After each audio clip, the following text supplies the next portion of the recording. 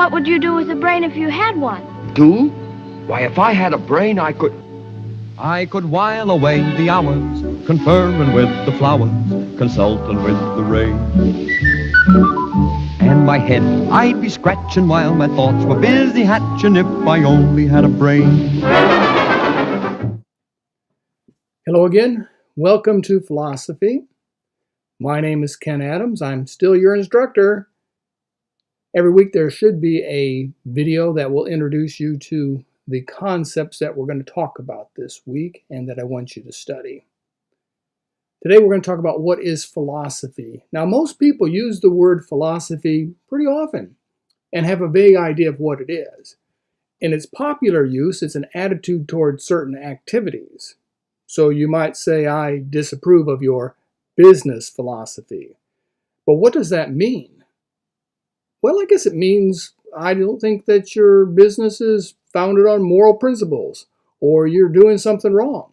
So it does kind of say something, but it doesn't really say anything about philosophy. Suppose you have a friend that has been in an accident or whose significant other has left him. And so you want to comfort them. So you say, I know you're disappointed, be more philosophical. What does that mean? Well, it doesn't mean anything, except it means that you want to comfort them. You want to help them feel better, but you don't really know how. There are some misunderstandings over philosophy. Philosophy is only for super intellectuals. That's a misunderstanding. Some people think you have to sit around all day thinking. And while a great deal of thought does go into philosophy, many philosophers do their philosophizing as they maintain their normal activities. I've got a link on the website to one of the greatest movies in the world, The Wizard of Oz, a short clip of that movie. I want you to watch it, and I want you to consider the Scarecrow who thought he did not have a brain. And then if you remember having watched the movie, or maybe you want to watch the movie, I want you to consider how it is that he learned that he actually did have a brain. Here's one hint. He had to get out of the cornfield before he could use his brain. Now, that doesn't mean that philosophy is easy. Even the Scarecrow had to get out of the cornfield before he could do some deep thinking. Another misunderstanding of philosophy is that the answers that are discovered are not understandable. That is, you might find something out, but you won't know what you found out. That's not true at all.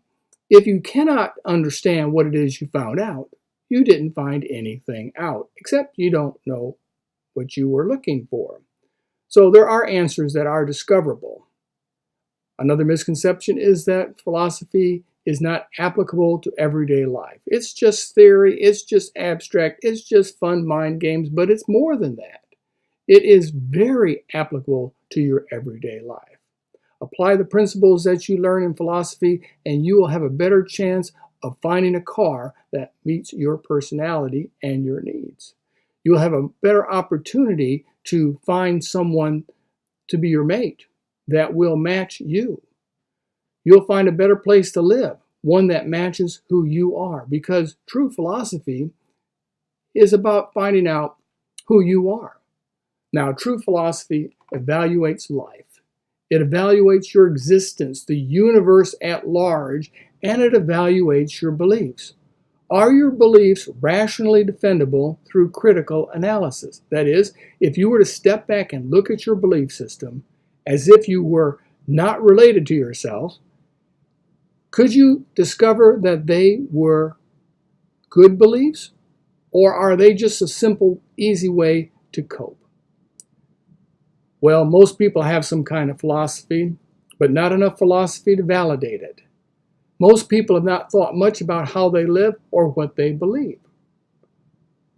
Who is a philosopher? What kind of people do this sort of thing? Well, scientists have been philosophers. René Descartes, who developed an immense system of optics. In fact, he went to the market one day, bought an ox's head, pulled the eye out, threw it on his table, looked through it to help learn how people see. That's pretty gory, pretty bloody, but it's pretty bold too. Well, he was a philosopher. Karl Marx, often thought of as the father of communism, though he is not the father of communism. was an activist, and he had a PhD in philosophy, actually intended to teach philosophy in the university.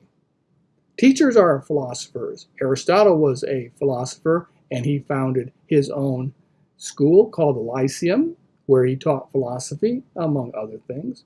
Surprisingly, preachers can be philosophers. Many people think that philosophy and religion they're at odds with one another and cannot ever meet. But Thomas Aquinas was a preacher, and he was the most famous philosopher of the Middle Ages. Physicians can be philosophers. John Locke was a physician. And artists can be philosophers. Socrates was a great philosopher. In fact, when you think about philosophers, his name comes up usually number one. But he was also a great artist. So great that his rendition of the Three Graces was displayed at the Acropolis. True philosophers insist on verification. They demand as complete certainty as is possible, because without verification, there is no knowledge. Without knowledge, there is no truth. And without truth, there is chaos. So our goal of philosophy is to help you think better, to give you tools for evaluating your beliefs, to give you tools for discovering truth, and to open your mind to the wonders of life. Here's to a good week in philosophy.